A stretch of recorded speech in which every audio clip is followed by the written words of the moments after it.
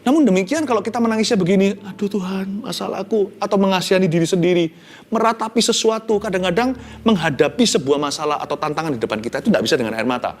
Air mata bisa berhasil untuk situasi tertentu.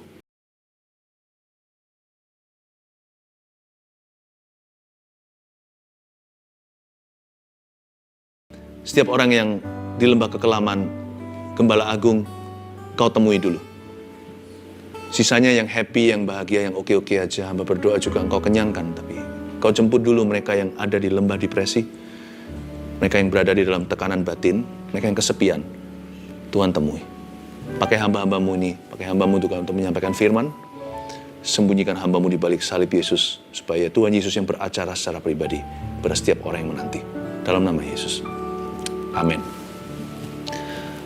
Saya mendapat satu rema yang saya mau bagikan. Saya beri judul solusi depresi. Ya, solusi untuk orang-orang yang depresi. Kita buka sama-sama cerita tentang Elia. 1 Raja-Raja 19 sambil kita buka. 1 Raja-Raja 19 ayat 9. Ternyata depresi itu bisa hinggap pada siapa saja ya. Kali ini yang terjangkit adalah nabi besar. Orang yang paling diurapi di Israel saat itu. Jadi nggak ada orang yang merupakan perkecualian. Depresi adalah suatu kondisi hati yang dibiarkan. Nah, Tuhan itu sayang sama kita. Dan Tuhan mau membawa kita keluar dari lubang setan. Siapapun juga, termasuk Nabi Elia, Tuhan sayang padanya. Kita buka, sudah dibuka tadi kita baca, Allah menyatakan diri di Gunung Horeb. Ini kejadian di sebuah gunung, pasal 19 ayat 9 bunyinya. Di sana, masuklah ia ke dalam sebuah gua dan bermalam di situ. Maka firman Tuhan datang kepadanya, demikian, apakah kerjamu di sini hai Elia? Jawabnya, aku bekerja segiat-giatnya bagi Tuhan Allah semesta alam. Karena orang Israel meninggalkan perjanjianmu, meruntuhkan mezbah-mezbahmu, dan membunuh nabi-nabimu dengan pedang. Hanya aku seorang dirilah yang masih hidup, dan mereka ingin mencabut nyawaku. Ini adalah perbincangan antara Tuhan dengan Elia. Dimulai dengan sebuah kejadian, kita lompat langsung ke tengah-tengah episodenya. Tidak mulai ayat 1 di pasal 19. Ayat 9 bunyinya, saya ulangi. Di sana, suatu hari di sebuah tempat, Elia memilih untuk berbalik tubuh. Membelakangi Tuhan dan panggilan, dia lari dari kenyataan. Di sana masuklah ia ke dalam sebuah gua. Nggak cuman masuk saja bisa keluar. Tapi setelah dia masuk, dia tinggal. Maka ayat di sini mengatakan, bermalamlah Elia di situ. Nah, this is the problem. This is the problem.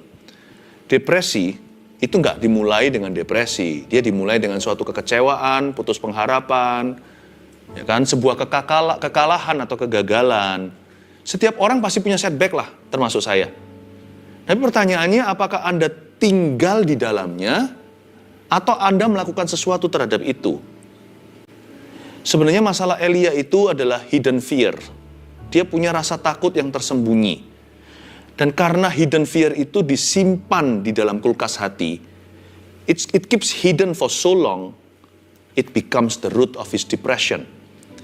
Karena dia tinggal di dalamnya, lama-lama jadi depresi. Sadness is not depression. Sedih saja bukanlah depresi. Perasaan down itu normal. Tetapi kalau kita tidak melakukan sesuatu terhadap itu, atau berlama-lama di situ, bahaya nanti jadi lubang setan, buka celah, masuklah iblis di sana. Jangan bermalam dengan hantu. Elia masuk ke dalam gua, lalu bermalam di situ. Tapi Tuhan itu baik ya. Tuhan itu nggak main tegur, main tuduh. Tuhan ajak berbincang-bincang, berdialog. Kadang-kadang kita tanpa sadari kita sedang berdialog dengan Tuhan loh. Yang kita kira itu suara hati atau hanya suara pikiran. Kalau itu membawa Anda pada firman, mendorong Anda ke arah Tuhan, itu bukan pikiran Anda. Tuhan sedang berbincang-bincang dengan Anda dan saya. Tuhan ngomong gini sama Elia, maka firman Tuhan datang kepadanya demikian. Apakah kerjamu di sini, hai Elia? What are you doing here? Kamu ngapain sih? Kenapa Tuhan tanya? Kan Tuhan Maha tahu. Tuhan menyelidiki segala sesuatu, hati manusia yang terdalam sekalipun. Lubuk hatinya tak tersembunyi di hadapan Tuhan. Tapi kalau Tuhan tanya, itu supaya Elia ceritakan. Tuhan sedang membantu Elia untuk mengidentifikasi duduk permasalahan. Bukannya Elia menjawab dengan sejujurnya, dia lari dari fakta. Jawabannya itu loh, sama sekali nggak relevan dengan kondisi dan keadaan. Bukannya Elia segera mengakui hidden fear atau perasaan takutnya yang dia sembunyikan dalam hati. Karena dia kan baru diancam nih sama si Isabel. Sama seorang wanita, the queen of the land. Si ratu yang jahat. Dia takut alias ketakutan, dia worry. Nanti saya coba operasi pikiran Elia, Anda akan terkejut mirip sama pikiran kita. Karena Elia manusia biasa, jadi saya percaya yang dikatakan di Perjanjian Baru kitab Yakobus itu. Elia hanyalah manusia biasa seperti kita. Waktu saya bedah pikirannya lewat ayat ini, lewat pisau operasi firman, saya mengerti, ternyata nggak jauh-jauh banget sama kita. Ya, 11-12. Kalau dia bisa menang, kita bisa menang. Karena Tuhannya, bukan Elianya. Karena Roh Kudus. Roh Kudus kalau bisa bekerja di dalam diri saya, dia bisa bekerja di dalam diri Anda, jemaat terkasih. Keluarga Saat Teduh yang saya sangat sayangi. Jawabannya. Are you ready? Jawabnya ya. Aku bekerja segiat-giatnya bagi Tuhan, Allah semesta alam. Berhenti di sana. Aku bekerja segiat-giatnya bagi Tuhan. Apa hubungannya? Dia sedang menyalahkan sesuatu yang bukan akar permasalahannya. Elia loh blaming atau main kambing hitam. Dia bilang gara-gara pelayanan aku ada di sini. Aku bekerja segiat-giatnya bagi Tuhan. Ya, because of the ministry. Banyak orang berkata aku burn out dalam ministry. Siapa bilang ministry bisa membuat Anda burn out? Bukan ministry. Dosamu over worry. Segala sesuatu overthinking. Bukan ministry.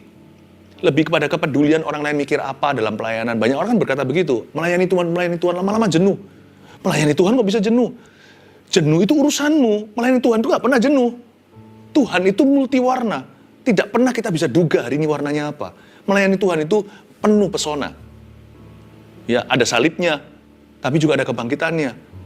Selalu ada sesuatu yang baru. Jadi, seringkali kita itu main konklusi. Aku ini burn out karena ministry. Atau, aku begini karena orang lain. Bukan sih. Jangan tuduh orang itu. Bukan orang itu, orang lain juga bisa lakukan itu terhadapmu. Kenapa Anda izinkan itu mengena ke hatimu? Dan Tuhan tanya sama dia, ngapain kamu di sini Elia? Kamu lagi apa? Pertanyaan lebih tepatnya why? Why are you here? Dia berkata, itu loh, aku kerja segiat-giatnya untuk Tuhan. Karena orang Israel meninggalkan perjanjianmu, meruntuhkan mezbah-mezbahmu, mulai kepahitan. Itu loh, mereka itu loh. Aku layani juga gak pernah terima kasih. Aku terus doakan. Malah sekarang aku dikejar-kejar. Mereka semua jahat. Yang jahat cuma satu orang, hanya satu orang doang. Yang jahat Isabel. Tapi yang disalahkan seluruh Israel. Dia bilang, lihat semuanya meruntuhkan mezbah-mezbahmu, membunuh nabi-nabimu dengan pedang. Lalu, hanya aku seorang dirilah yang masih hidup. Ini masalah kedua. Hanya aku seorang diri. Hanya aku seorang diri yang masih hidup di negeri. Jadi, di Israel hanya sisa satu nabi. Wrong, salah. Makanya itu, orang masuk ke depresi. Karena mereka mulai halu atau halusinasi. Di sini loh kesalahan Elia. He did not get the facts right. Dia tidak mendapatkan fakta yang benar. Entah gimana dia percaya pada dusta sendiri. Perasaannya menguasainya, bukan lagi akal sehatnya. Padahal Elia nggak lama yang lalu, baru beberapa ayat sebelumnya, ketemu sama seorang hamba Tuhan namanya Obadja. Waktu ketemu di jalan sebelum Elia nantinya akan ketemu dengan Ahab. Lalu terjadi kemenangan ketika api turun dari sorga segala. Ketemu sama Obadja, masa dia nggak perhatikan? Obadja bilang begini, Tuanku Elia, tolong Anda tetap di sini, jangan pergi ya, nanti aku dibunuh sama Tuanku. Aku ini orang yang takut akan Tuhan. Lihat, sudah ada satu. Kok dia ngaku-ngaku dia sendirian? Aku sembunyikan nabi-nabi Tuhan dari Isabel. 50-50, 50 di gua sini, 50 di gua itu. Aku beri makan, aku beri suplai minuman di zaman kekeringan, di zaman kelaparan.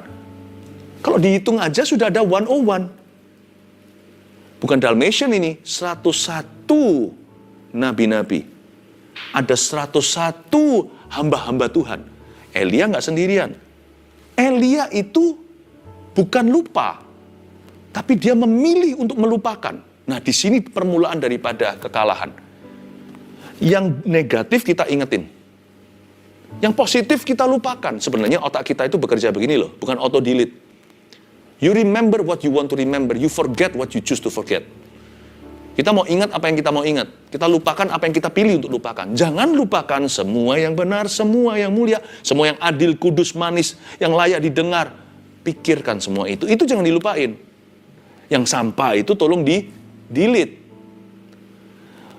Dia nggak mendapatkan faktanya dengan benar. Lalu dia juga merasa dirinya gagal. Kalau Anda baca sekali lagi ya, di bagian itu. Hanya aku seorang diri yang masih hidup. Dia merasa hasil KKR kebaktian kebangunan rohaninya ketika dia bunuh 400 sekian nabi-nabi Baal 450-an. Dia merasa hasilnya nil. Lihat ujungnya setelah KKR. Hanya aku seorang. Aku gagal bawa jiwa. Nggak ada orang yang meresponi. Aku sendiri yang melayani. Dia mulai mengasihani diri sendiri. Relevan nggak? Banyak orang kan merasa kan punya masalah di area ini. Self-pity. Lalu dia mengkorting atau mendiskon apa yang Tuhan kerjakan lewat dirinya. Orang itu cenderung gini loh, kalau nggak sombong-sombong sekali, kalau nggak ya all or nothing, sekalian minder, nggak keruan. Lalu berkata, Tuhan nggak bekerja lewat saya, everything semuanya sia-sia. Lihat aku habis KKR kebaktian kebangunan rohani. Apa hasilnya? Yang 450 nabi mati, nabi yang palsu. Mana jiwanya? Nggak ada, aku sendirian Tuhan. I'm the only Christian in the house. Aku satu-satunya orang Kristen di dalam rumah. Bukannya harusnya Anda semakin bangga menjadi satu-satunya pelita. Justru harus taruh di atas gantang. Jadi anak Tuhan dianiaya, sendirian minoritas di sebuah tempat atau di rumahnya. Dia satu-satunya, sisanya semua menyembah berhala. Kenapa Anda depresi? Justru Anda harus lebih sukacita. Karena sukacita di rumah itu nggak dibagi. Anda satu orang memonopoli sampai ada anggota berikutnya dari keluarga Anda yang terima Tuhan. Berbagilah sukacita. Justru Anda harus maksimal bergembira karena Tuhan. Kenapa self-pity? Kenapa perhatikan yang Tuhan suruh Anda lupakan dan lupakan apa yang Tuhan suruh Anda ingat dan perhatikan? Aku seorang diri yang masih hidup. Salah faktanya. Lalu, berikutnya ini yang membuat banyak orang juga panic attack. Dan mereka ingin mencabut nyawaku. Mereka ingin mencabut nyawaku, garis bawah itu. Imagining the worst that could happen to you. Sebelum tidur, waktu kita tutup mata di atas ranjang kita, pikiran kita itu loh bisa jauh. What if? Bagaimana jikalau? Bagaimana apabila? Itu semua direkam dan dimainkan ulang-ulang seperti episode sinetron setan yang kita play dan replay lagi. Kita membayangkan yang terburuk yang bisa terjadi terhadap kita, atas kita dan atas keluarga kita, atas bisnis kita, atas tubuh dan badan kita. Kita imagine, membayangkan yang terburuk yang bisa menimpa aku hari ini, atau esok hari, atau bulan depan. Aku pasti bangkrut. Aku pasti kena sakit ini. Aku pasti mati. Aku pasti ditinggal sama pasanganku. Tiba-tiba sesak nafas.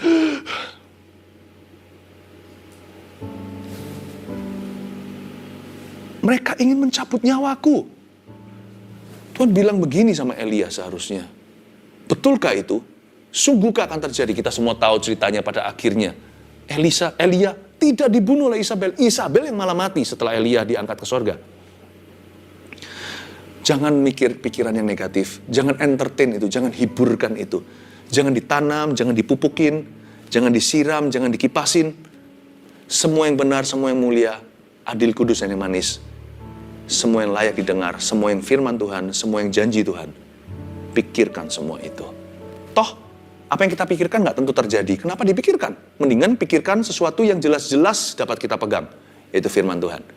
Nanti kalau ada sesuatu di luar dugaan kita yang terjadi, ya kita hadapi sehari demi sehari. Kita akan hadapi selangkah demi selangkah, karena kasih Tuhan akan cukup bagiku untuk menghadapi apapun yang akan kuhadapi esok hari. The grace of God will be sufficient for me. Jadi kita nggak usah pikirkan dulu. Toh nggak tentu terjadi. Mendingan apa yang pasti, yang tidak terduga, ku hadapi nanti. Kasih karunia Tuhan akan cukup bagi kami. Ayat berikutnya, ayat 11. Lalu firman-Nya, keluarlah dan berdiri di atas gunung itu di hadapan Tuhan. Maka Tuhan lalu, angin besar dan kuat, yang membelah gunung-gunung dan memecahkan bukit-bukit batu, mendahului Tuhan. Tetapi tidak ada Tuhan dalam angin itu. Dan sesudah angin itu, datanglah gempa. Tetapi tidak ada Tuhan dalam gempa itu. Dan sesudah gempa itu, datanglah api. Tetapi tidak ada Tuhan dalam api itu. Dan sesudah api itu, datanglah bunyi, angin sepoi-sepoi basah. Segera sesudah Elia mendengarnya, ia menyelubungi mukanya dengan jubahnya, lalu pergi keluar dan berdiri di pintu gua itu. Maka datanglah suara kepadanya yang berbunyi, apakah kerjamu di sini, hai Elia? Angin sepoi-sepoi basah itu berbicara. Dari ayat 11 yang kita baca tadi, dimulai dengan kata, lalu firman-Nya, keluarlah dan berdirilah di atas gunung itu, di hadapan Tuhan. Disuruh keluar dari pikiran-pikiran negatif itu. Disuruh keluar sama sekali dari imajinasi-imajinasi yang tidak suci. Tuhan tidak perintahkan pikiran-pikiran demikian. Lalu waktu dia keluar, dia lihat semua unsur-unsur ini, tidak ada Tuhan dalam angin, tidak ada Tuhan dalam gempa, tidak ada Tuhan dalam api.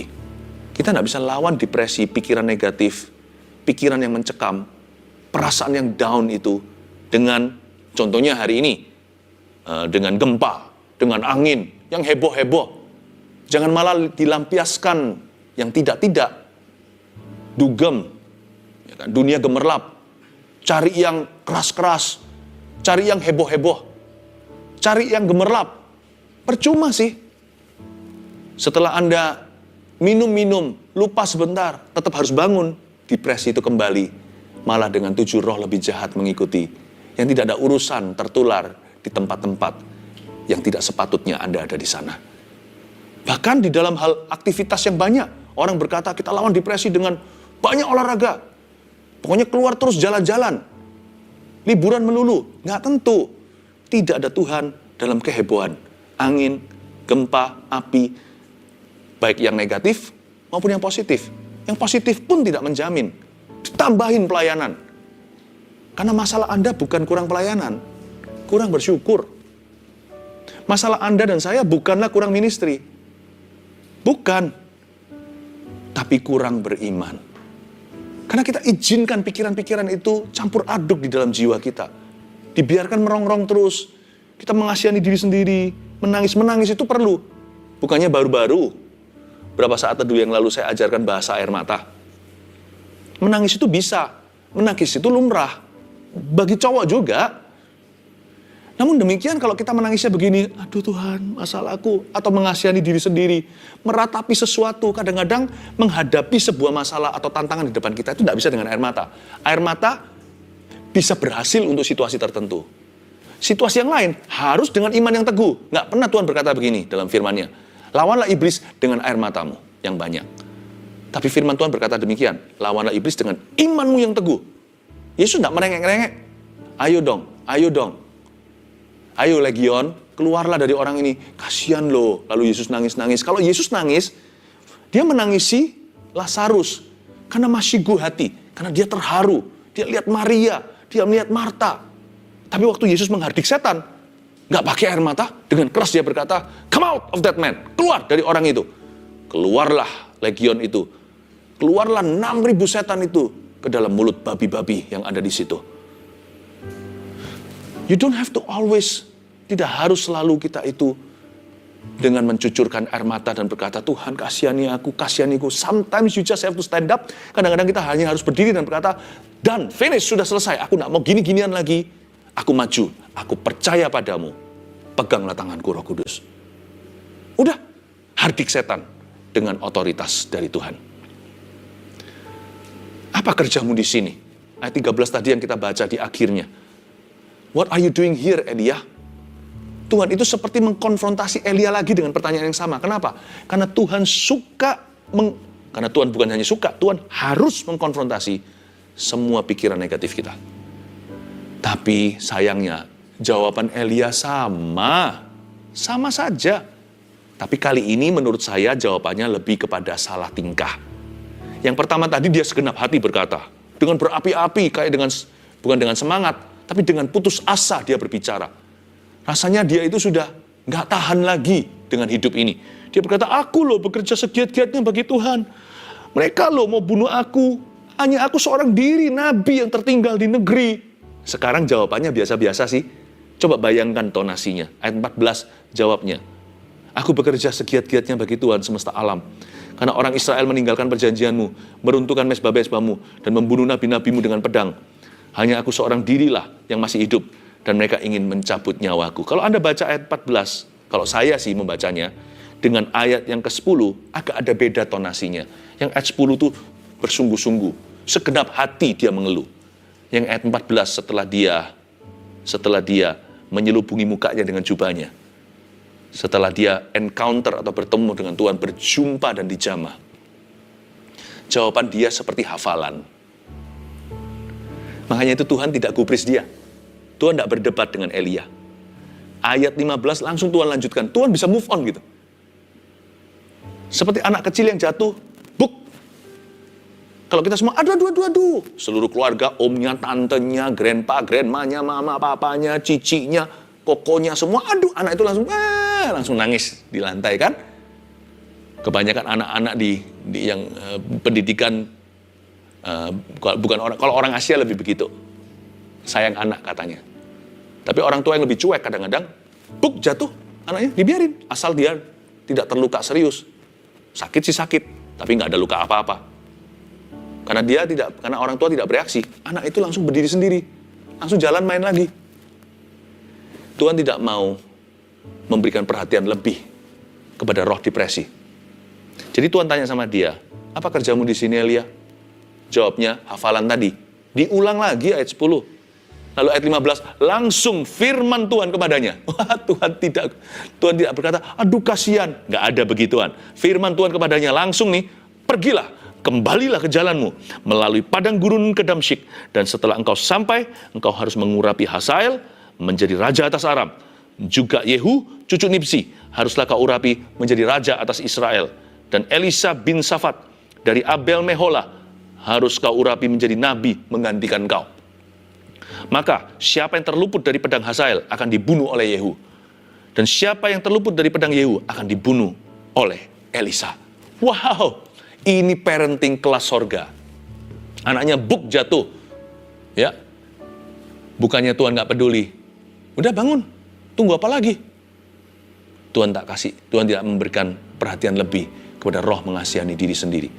Langsung Tuhan kasih dia tugas. Hebat gak Tuhan Yesus? Dia berkata begini, firman Tuhan kepadanya ayat 15, pergilah. Move on, lanjut, go, pergilah. Nomor 1, solusi depresi adalah ubah gaya hidupmu. Pergilah, kembalilah. Kata-kata itu merema, pergilah, kembalilah ke jalanmu, go back. Melalui padang gurun di Damsyik, pergilah. Jangan sama ketika engkau pergi seperti waktu engkau datang. Engkau datang dalam roh kekalahan, pergilah dalam roh kemenangan. Engkau datang putus asa, pergilah dengan semangat yang diperbaharui. Ubahlah gaya hidupmu. Untuk mengubah gaya hidupnya, Tuhan itu telaten dengan Elia. Tuhan itu kasih dia makan. Kalau Anda lihat waktu dia ngambek rohani, dia sembunyi, malaikat berapa kali bangunin dia suruh makan. Mengubah gaya hidup. Orang yang sudah punya depresi, biasanya kehilangan nafsu makan. Tuhan itu sangat realistis, nggak main rohani saja. Tuhan kasih dia makanan beneran, diutus malaikat pada si nabi yang seringkali dapat roti dari gagak. Kali ini Tuhan kasih dia, dimasakin. Tuhan itu telaten ya. Tuhan bilang makan dulu. Ya, Tuhan ajari dia to eat, then to pray, and to exercise. Si Elia nanti disuruh jalan, pergi, jalan kembali. If you want to be free, bukan hanya doa saja, ubah gaya hidupmu. Makan, please. Saya rasa di sini ada orang-orang yang sudah nggak nafsu makan. Anda sudah nggak sehat, makannya nggak teratur. Pikiran Anda terus di masalah. One thing, satu hal untuk punya problema. Hal lain sama sekali untuk memilih diam di dalam problema atau tinggal di dalamnya. Anda sudah tinggal di dalamnya sekian lama. Ada orang yang sudah stres 3 bulan. Anggaplah sudah nggak makan, udah merusak tubuhnya. Nggak bisa. Kalau Anda mau bebas dari ini, doa pada Tuhan Yesus. Then eat Elijah, makan Elia. Makan roti beneran, bukan firman. Firman ini memerdekakan Anda. Setelah itu, ketika Daud meratapi anak yang mati dengan Batsheba itu, setelah dia tahu anaknya sudah nggak bisa lagi dibawa kembali, dia berdiri, raup wajah, makan. Sehingga pegawai-pegawainya semua heran. Kenapa dia bisa berubah tiba-tiba moodnya? Daud berkata, apakah aku dengan menyiksa diri bisa membawa kembali anakku yang sudah mati? Dia move on.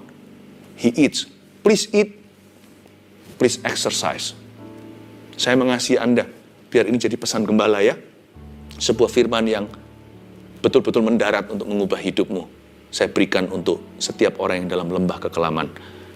Yang kedua, Anda lihat setelah dia berkata, pergilah, kembalilah ke jalanmu. Lalu ada kalimat begini, dan setelah engkau sampai, engkau harus mengurapi, garis bawah itu. You must anoint, engkau harus mengurapi. Lalu disebutkan, Hazaelah diurapi jadi Raja Aram, Yehu diurapi nanti jadi Raja Israel. Engkau harus mengurapi, bahkan Elisa nanti diurapi juga sebagai penggantinya. Engkau harus mengurapi, engkau harus mengurapi. Solusi depresi yang kedua adalah fokus ke tugasmu. Jangan mut-mutan. Itu perasaan kalau terus dimanjakan, nanti dia akan membunuhmu. Keluar dari kamarmu. Fokus ke tugasmu. Nggak usah cari tugas-tugas yang gimana besar-besar. Tugas yang sudah ada aja. Fokus dan kerjakan baik-baik. Set goals. Buat satu goal-goal yang bisa dicapai dan mudah tercapai. Tidak terlalu mudah tapi bisa dicapai. Jangan terlalu muluk-muluk, nanti tambah frustrasi. Notabene dasarnya sudah depresi, tambah kasih suatu goal yang terlalu selangit, yang tidak bisa dicapai, membuat kita semakin penasaran, semakin membuat kita merasa sebagai orang yang gagal total. Tapi set goals that you can achieve. Keluar, lakukan tugasmu. Mulai aktifkan kehidupanmu. Fokus ke tugasmu, perasaannya menyusul nanti. Masih ada sedikit sisa-sisa depresinya. Biarin aja, jangan diajak bicara. Itu si anjing hitam di dalam jiwamu itu, kalau nggak dikasih makanan, lama-lama dia mati sendiri, minimal pingsan. Fokus ke tugas-tugasmu. Ingat, what are my responsibilities? Kalau Anda lupa, ambil pena. Catat 1, 2, 3, 4, 5. Aku adalah ibu rumah tangga, maka aku harus memperhatikan anak-anakku, sekolah mereka, makan mereka, suamiku. Jangan jadi beban. Jadikan tanggung jawab itu sukacitamu menjadi salah satu alasan hidupmu. Jangan pikirannya melulu mau bunuh diri. Ya, pikirkan tugas Anda selain itu apa. Tambahkan juga satu lagi ya. Aku mau menjadi partner mitra doa saat teduh. Aku mau mendoakan orang-orang seperti aku, bahkan lebih buruk dari itu. Aku mau doakan mereka semuanya. Silakan, pelayanan tidak harus diformalize. Pelayanan itu keluar dari kesadaran. Ayo saya ajak Anda, orang-orang yang pernah stres, untuk mendoakan orang-orang yang sekarang dalam tekanan. Because when you focus on others, you yourself will be healed without you knowing it. Kalau Anda fokus pada orang lain, Anda sendiri akan disembuhkan tanpa Anda sadari. Yang ketiga di sini, kita lihat Elisa. Dan Elisa bin Safat dari Abel Mehola, harus kau urapi menjadi nabi, menggantikan engkau. Garis bawahi, nabi menggantikan engkau. Nabi menggantikan engkau. Sebenarnya loh, Elisa itu katrolan. Tuhan itu suruh Elia urapi Elisa. Purpose-nya 2. Tujuan 1 tentunya ada pengganti. Tujuan kedua, sama pentingnya. Supaya Elia nggak sendiri, supaya dia punya teman. Elia itu lone ranger. Dia nggak pernah ada teman companion, itu nggak ada. Dia nggak pernah bisa bersahabat. Orang yang peka sama Allah, tapi nggak bisa bergaul sama manusia. Orangnya kuper. Orangnya itu introvert. Makanya dikasih Elisa. Elisa itu orangnya kan heboh gitu. Lawan katanya. Buktinya Elisa itu memberanikan diri, aku minta double ganda. Aku minta urapanmu 2 kali lipat. Lalu kemana-mana pergi. Elisa selalu mengundang teman-teman lain. Banyak nabi berkata, tahu nggak Elia mau diambil daripada kita. Elia, tuanmu itu mau diambil daripadamu. Elisa berkata, aku nggak akan tinggalkan kamu. Begitu setia sama Elia. Elia bilang, sudah sampai sini aja. Enggak. I will go with you, my brother. I will go with you, my father. Aku akan pergi bersama denganmu, ayah rohaniku. Aku akan pergi bersama dengan Anda, saudaraku yang sejati, my brother. Jadi ada brotherhood, ada friendship yang Tuhan sediakan. Yang ketiga, cari teman. Tapi jangan sampai salah cari teman ya. Atau cari teman yang salah. Wah, celaka. Cari teman di tempat yang salah juga. Aduh. Cari teman yang takut akan Tuhan. Jikalau Anda memerlukan teman, hari ini saya sudah beritahu sama tim di balik layar. Anda cukup type nanti di komentar persis di saat teduh yang episode ini, yang hari ini. Anda tulis gini, saya butuh teman. Maka kami, yang care center daripada Gereja Mawar Sharon, saya sudah minta sama tim semuanya untuk mengarahkan Anda kepada komunitas rohani atau CG, cell group, komsel, connect group yang terdekat. Nanti Anda akan diberi akses untuk bisa menemukan itu di areal Anda. Cukup Anda type, saya butuh teman. Udah, saya butuh teman. Itu sebagai cue-nya, sebagai signalnya. Dan saya minta semua tim yang sekarang mendengarkan saya, segera dijawab, berikan kepada mereka aksesnya bagaimana caranya menemukan komunitas iman. Karena cari teman itu gampang-gampang susah. Kalau sampai kita salah cari teman, bisa hancur hidup kita. Karena Alkitab mengatakan, pergaulan yang buruk merusak kebiasaan yang baik. Tapi kalau kita menemukan teman yang tepat, itu bisa menyelamatkan nyawamu. Seperti Daud ketemu Yonatan. Ya? Dan Tuhan memberikan kepada Elisa. Dan Tuhan memberikan Elisa seorang teman juga, yaitu Elia. God is good. Tuhan tidak akan pernah izinkan Anda sendirian. Yang terakhir, ayat yang ayat yang ke-18 bunyinya, tetapi aku akan meninggalkan 7.000 orang Israel, yakni semua orang yang tidak sujud menyembah Baal, dan yang mulutnya tidak mencium dia. Nah, ayat terakhir ini, Tuhan itu kok mau belanin ya? Baik sekali Tuhan itu. Tuhan berkata gini, by the way Elia, ini kira-kira bahasa sehari-harinya. By the way Elia, kamu bilang kamu seorang diri. Kamu bilang KKR-mu tidak berhasil. Nggak ada satu jiwa pun kamu menangkan. Tahukah kamu, KKR-mu menghasilkan 7.000 orang gara-gara kejadian hari itu dan ketaatanmu. Mereka tidak menyembah dan mencium kaki Baal.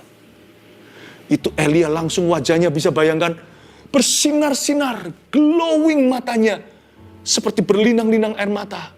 Mungkin ketika dia menyelubungi muka, sampai di ayat 18, dia tercengang, dan jatuhlah selubungnya itu tanpa dia sadari. Dia berkata, sungguh Tuhan, iyakah? Haleluya. Aku kira, I thought I was a total failure. Aku kira aku gagal total. 7.000 jiwa diselamatkan lewat KKR-ku itu. Lewat kesaksian imanku dan ketaatanku. 7.000 tidak mencium Baal. Gara-gara aku. Langsung bangkitlah dia. Tidak basa-basi. Langsung lari cari Hazael. Cari Yehu. Dan dia ketemu dengan teman yang sangat akrab dengan dia. Yang bisa saling menguatkan. Yaitu Elisa. Ubah gaya hidupmu. 1. Fokus ke tugasmu. 2. 3. Cari teman. Dan kami akan bantu agar Anda bisa menemukan teman yang pas di antara keluarga saat teduh. Mari kita angkat tangan kita, terimalah berkat penggembalaan dari Allah Bapa, Putra, dan Roh Kudus yang memberi sukacita yang tak dapat dicuri lagi. Damai sejahtera meliputi hati dan pikiranmu dan seluruh anggota keluargamu. Di dalam nama Yesus, amin.